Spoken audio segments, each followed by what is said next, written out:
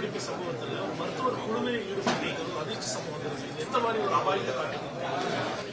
ஆனால் முதல் முறையாக நம்முடைய இந்தியாவில் அதை பார்க்கின்றோம். படித்தவர்கள் எத்தனையோ மாநிலம், அதாவது குஜராத்தில் இருக்கக்கூடிய டாக்டர்ஸ் ஹைதராபாத்தில் கைது செய்யப்பட்டிருக்கின்றார்கள். காரணம், கோவிலினுடைய பிரசாதத்தில் கேஸ்டர் ஆயில், நம்முடைய கொட்டமுத்து, அந்த எண்ணெயை பயன்படுத்தி கோவிலினுடைய பிரசாதத்தில் ரைசின் அப்படிங்கிற ஒரு கெமிக்கல் காம்போசிஷனை கலந்து அதன் மூலமாக நிறைய பேர்த்தினுடைய உயிரை எடுக்க வேண்டும் என்பதற்காக திட்டம் போட்ட ஒரு டாக்டர் குழு கைது செய்யப்பட்டிருக்கின்றார்கள். அப்புறம் குஜராத், ஜம்மு அண்ட் காஷ்மீர், ஹரியானா, டெல்லி, உத்தரப்பிரதேஷ், இந்த 5 மாநிலமும் சம்பந்தப்பட்ட ஒரு பெரிய டாக்டர் குழு சம்பந்தப்பட்டிருக்கின்றார்கள். அல்ஃபலா யூனிவர்சிட்டியினுடைய டாக்டர்கள் நிறைய பேர் சம்பந்தப்பட்டிருக்கிறாங்க. அதனால இது அதிர்ச்சி தான். கைது செய்யப்பட்டிருக்கக்கூடியவர்கள் மீடியாவில் நீங்க கருத்து சொல்லியிருக்கிறீங்க.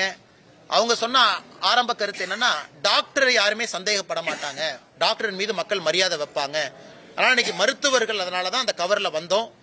எங்களை பொறுத்தவரை 26/11 நவம்பர் 26 மும்பை நடந்தது போன்று டெல்லியில் நடத்த வேண்டும் என்பது எங்களுடைய ஆசை. அதற்காகத்தான் அதெல்லாம் செஞ்சோம்னு. இது ரொம்ப அபாயகரமானது, ஆபத்தானது. அதனால் அரசியல் கட்சிகளை தாண்டி எல்லோரும் ஒட்டுமொத்தமாக இணைந்து இதை கண்டிக்கணும். நம்முடைய நாட்டில் ஹோம் கிரவுண்ட் டெரரிஸ்ட் நமக்கு வேண்டாம். நாட்டுக்குள்ள உற்பத்தி ஆகக்கூடிய தீவிரவாதி வேண்டாம்.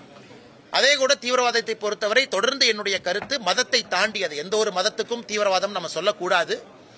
ஆனாலும் சில மதத்தில் சில நபர்கள் ஒரு மதத்தை தவறா பயன்படுத்தி தவறான நெரேட்டிவை ஃபிக்ஸ் பண்ணி இதை பண்றாங்க. இன்னைக்கும் ஆரம்ப கட்ட டிவியில் நீங்க சொல்லி இருப்பது டர்க்கி தான் அதற்கு பேஸா இருந்திருக்கு. அங்கிருந்து தான் மூளைச்சலவை நடைபெற்று இருக்குன்னு.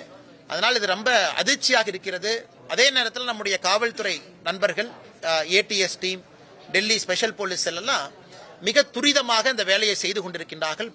ஆனாலும் 13 நபர்கள் டெல்லி செங்கோட்டைக்கு பக்கத்தில் அப்பாவிகள் இறந்திருப்பது மிக ஒரு மோசமான ஒரு தீவிரவாத தாக்குதல்.